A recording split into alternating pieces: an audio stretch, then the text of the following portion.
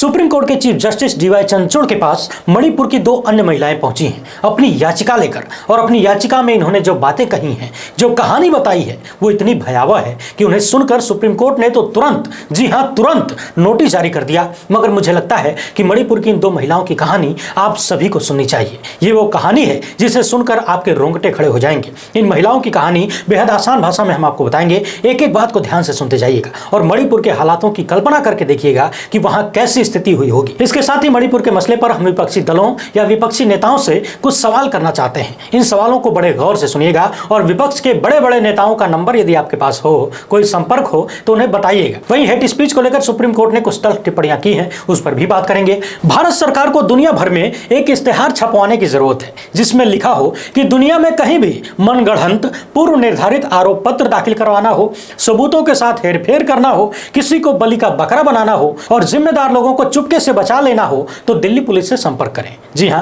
बिल्कुल सही सुन रहे हैं आप। दिल्ली की एक अदालत ने दिल्ली पुलिस को लेकर जिस तरह की टिप्पणियां की हैं और जिस नतीजे पर पहुंची है वो बेहद चिंताजनक है। यूं कह लीजिए कि दिल्ली पुलिस को कोर्ट ने इस कदर सवालों में घेर दिया है कि जवाब देते नहीं बन रहा है। इसके साथ ही कुछ अन्य मुद्दों पर, बेहद महत्वपूर्ण मुद्दों पर बात होगी। मगर उससे पहले आप सभी से अनुरोध है कि यदि आपने पहली बार देख रहे हैं तो फेसबुक पर हमारे पेज को फॉलो कर लीजिए, यूट्यूब पर सब्सक्राइब करके बेल आइकन जरूर बजाइएगा। देश में मीडिया के नाम पर अब सिर्फ सोशल मीडिया ही बचा है, कब तक बचा रहेगा ये कह पाना मुश्किल है। हमारा काम पसंद आए तो इस QR कोड या फिर मोबाइल नंबर का प्रयोग करते हुए हमें आर्थिक रूप से मजबूत करने का प्रयास जरूर करिएगा। सबसे पहले गुजरात की इस खबर को देख लीजिए। ट्विटर पर खालिद हुसैन ने इस मामले को शेयर किया है और जो लिखा है इसे ध्यान से सुन लीजिए। गुजरात के मेहसाणा के खेरालू गांव में स्वतंत्रता दिवस के मौके पर कक्षा 10 के टॉपर्स बच्चों को सम्मानित किया जाना था, जिसमें पहले नंबर के छात्र की जगह पर सीधा दूसरे नंबर के छात्र को बुलाकर सम्मानित किया गया।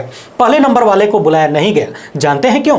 वजह सिर्फ इतनी थी कि पहले नंबर वाली छात्रा मुस्लिम समुदाय से थी। उस बच्ची के पेरेंट्स ने जब स्कूल से इसका कारण जानना चाहा तो स्कूल ने कहा कि हम आपकी बच्ची को बाद में इसका पुरस्कार दे देंगे। ये सुनकर बच्ची रोने लगी। बच्चे के माता पिता ने कहा कि हमें पुरस्कार नहीं चाहिए, हमारी बच्ची को पहचान चाहिए थी जो स्कूल ने स्वतंत्रता दिवस के मौके पर नहीं दिया और हमारी बच्ची के साथ नाइंसाफी हुई है। ये घटना उस राज्य की है जहां से हमारे देश के प्रधानमंत्री जी आते हैं और ये उस प्रधानमंत्री जी के राज्य की घटना है जहां के प्रधानमंत्री सबका साथ सबका विकास की बात करते हैं। ये कैसा सबका साथ सबका विकास है?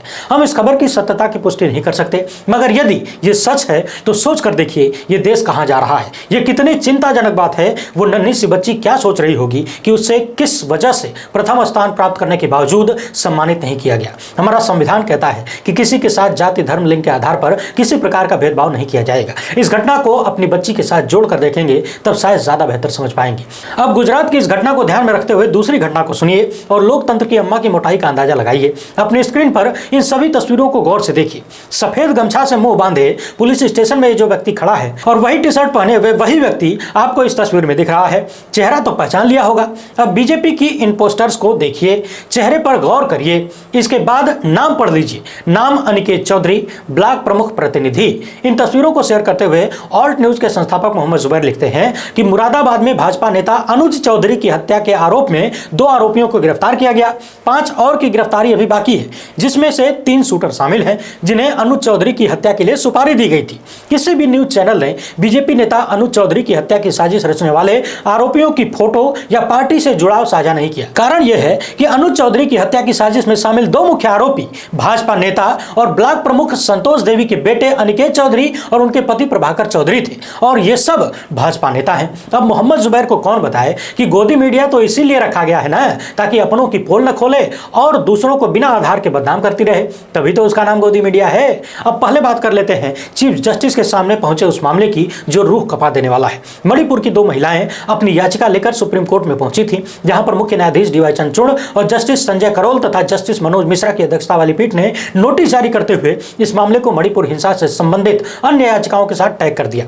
इस याचिका में उन लोगों की दुर्दशा का वर्णन किया गया है जो अपनी मातृभूमि से विस्थापित हो गए और राज्य में चल रही हिंसा में निशाना बनाए गए। इस याचिका में कहा गया है कि हिंसा के बाद इन लोगों सहित बहुत सारे लोगों के पास खुद को बनाए रखने के लिए यानी जीवित रखने के लिए कोई साधन नहीं बचा है। चीफ जस्टिस के समक्ष इन लोगों ने कहा कि कई अन्य कुकी आदिवासी समुदाय के लोगों की तरह इनके बुनियादी मानवाधिकारों और जीवन तथा आजीविका के अधिकार से वंचित कर दिया गया है। यानी अपना जीवन यापन करने के लिए अब इन लोगों के पास कोई आधार नहीं बचा है। इनका कहना है कि हिंसा के दौरान भी और उसके बाद भी कुकी लोगों की मदद के लिए कोई कदम नहीं उठाया गया। इसके साथ ही इन लोगों ने कहा कि हमारे समेत कुकी समुदाय के अन्य लोग जो मणिपुर राज्य से दूसरे राज्यों में भाग गए हैं, उन्हें मानसिक और शारीरिक दोनों तरह की चोटों से उबरने के लिए, पुनः स्थापित करने के लिए गंभीर आर्थिक बोझ का सामना करना पड़ रहा है। यानी कि जीवन को फिर से पटरी पर लाने के लिए इनके पास पैसों की भारी कमी है, धन की कमी है। आगे आगे ध्यान से सुनते जाइए, मामला बड़ा गंभीर है। इस याचिका में बढ़ती हुई हिंसा को ध्यान में रखते हुए एक ऑनलाइन पोर्टल स्थापित करने की मांग की गई है,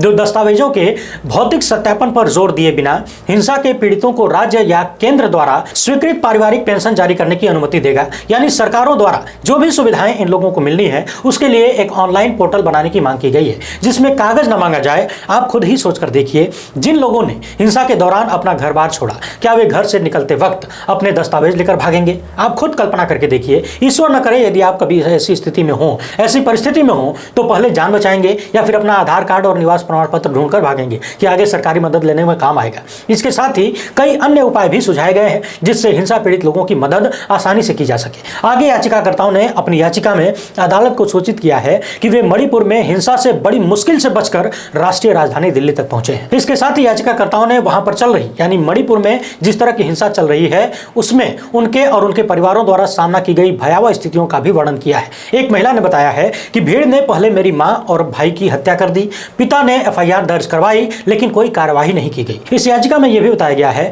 कि हिंसक भीड़ की महिलाओं ने एक दूसरी याचिकाकर्ता के 1 साल के बच्चे पर हमला किया। क्या आप इस बात की कल्पना भी कर सकते हैं कि महिलाओं की एक हिंसक भीड़ दूसरी महिला की 1 साल के बच्चे पर हमला कर दे? यह भी बताया गया है कि भीड़ ने दूसरी याचिकाकर्ता के कपड़े फाड़ दिए और उसे इम्फाल में उपायुक्त भवन तक मार्च करने पर मजबूर किया गया। पिछले दिनों आपने 2 महिलाओं को नग्न परेड कराने का वीडियो देखा था, जिसके बाद से सुप्रीम कोर्ट ने स्वतः संज्ञान लेते हुए चीफ जस्टिस ने यहां तक कह दिया कि सरकार तुरंत इस पर कार्रवाई करे, अन्यथा हम कार्रवाई करेंगे। यहां भी एक याचिकाकर्ता ने आरोप लगाया है कि उनके कपड़े फाड़कर उन्हें जबरन मार्च करने के लिए मजबूर किया गया। और यहां यह भी दावा किया गया है कि इस हिंसा के बीच पुलिस ने कोई सहायता नहीं की। आगे कुछ और महत्वपूर्ण बातें हैं, इन्हें भी ध्यान से सुन लीजिए। कहा गया है कि कुकी आदिवासी समुदायों का मणिपुर राज्य में रहने का एक लंबा इतिहास है और भारत के नागरिक के रूप में अनुच्छेद 14, 19 और 21 के उनके मौलिक अधिकारों से बार बार इनकार किया गया है। यह दिखाने के लिए पर्याप्त सबूत है कि मंत्रियों, राज्य एजेंसियों ने नफरत भरे भाषण, इंटरव्यूज में कुछ गलत तथ्यों के आधार पर कुकी आदिवासी समुदायों को निशाना बनाया है। यहां तक कि खुद बीजेपी के विधायकों ने भी इस बात का विरोध किया कि कुकी समुदाय के लोगों को, मणिपुर के लोगों को घुसपैठिया न कहा जाए। हमने आपको यह भी बताया था कि सुप्रीम कोर्ट ने हाल ही में मणिपुर हिंसा के संबंध में कई निर्देश जारी किए थे, जिसमें सीबीआई तथा एसआईटी जांच की निगरानी के लिए अधिकारियों की नियुक्ति और राहत कार्यों की निगरानी के लिए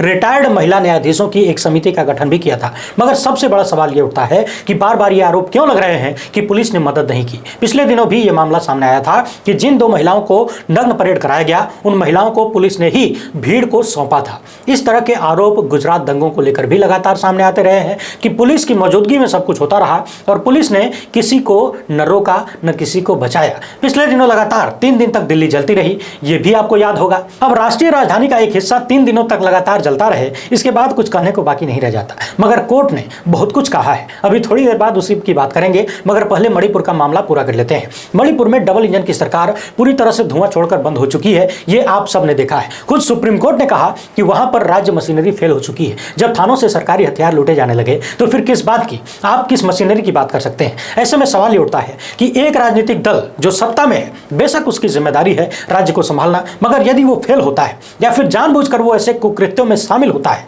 जैसे कि आरोप बहुत सारे लोग लगा रहे हैं, हम इसकी पुष्टि नहीं कर सकते। मगर जो कुछ भी हो, मणिपुर में इसी देश के लोग मारे जा रहे हैं, इसी देश के लोग बेघर हुए हैं और मणिपुर भी भारत का ही हिस्सा है। यह अलग बात है कि पिछले दिनों सदन में बोलते हुए प्रधानमंत्री ने कहा कि मणिपुर हमारे दिल का टुकड़ा है। अब अपने दिल के टुकड़े को जलता हुआ देख कोई व्यक्ति महीनों तक सन्नाटा कैसे मार सकता है, इसका जवाब हमारे पास नहीं है। मगर विपक्षी दलों के लिए और विपक्ष के नेताओं के लिए एक सवाल जरूर है हमारे पास। पिछले दिनों कांग्रेस नेता राहुल गांधी मणिपुर पहुंचे थे, विपक्ष के अन्य सांसद भी मणिपुर गए थे। वहां के लोगों का हालचाल जाना, जो कुछ भी किया अच्छा था, मगर क्या इससे 2 कदम और आगे कुछ नहीं किया जा सकता? मणिपुर की जनता जो आर्थिक समस्याओं का जबरदस्त सामना कर रही है, उस समुदाय के लोग जो सुप्रीम कोर्ट में जाकर गुहार लगा रहे हैं कि हमारे पास जीने खाने और नए सिरे से जीवन को शुरू करने की व्यवस्था नहीं है, क्या ऐसा नहीं हो सकता कि विपक्षी दलों के तमाम नेता बहुत सारे सामाजिक कार्यकर्ताओं और अपने कार्यकर्ताओं के साथ पहुंचकर मणिपुर में बेघर हुए और सताए गए लोगों की मदद करें। यदि इन राजनीतिक दलों के पास, उनके नेताओं के पास पैसों की कमी है तो देश की जनता से गुहार लगाएं। यदि घर घर जाकर वोट की भीख मांगी जा सकती है तो क्या अपने ही देश की जनता के लिए, अपने ही मणिपुर के लोगों के लिए इस तरीके से आर्थिक मदद नहीं पहुंचाई जा सकती? माना कि सत्ता फेल हो गई, माना कि सब कुछ सत्ता ने करवाया या होने दिया, जो भी आरोप लग रहे हैं उन सब को किनारे कर देते हैं, मगर अब क्या मणिपुर के लोग जो जिंदा हैं, बचे हैं, उनके लिए भारत खड़ा नहीं हो सकता? ऑनलाइन पोर्टल को बनाने की मांग मणिपुर के लोग कर रहे हैं। क्या उस तरह का कोई पोर्टल तमाम विपक्षी पार्टियां और सारे नेता मिलकर नहीं बना सकते जिसके माध्यम से मणिपुर के लोगों को सीधी मदद पहुंचाई जा सके? क्या डिजिटल इंडिया में ऐसी कोई व्यवस्था नहीं हो सकती जहां पर देश का आम नागरिक मणिपुर के लिए डोनेट करे, जो सीधे मणिपुर की जनता के पास पहुंचे? अब यदि पुलिस की बात करें तो एक तरफ मणिपुर के एक समुदाय के लोग आरोप लगा रहे हैं कि पुलिस ने उनकी मदद नहीं की,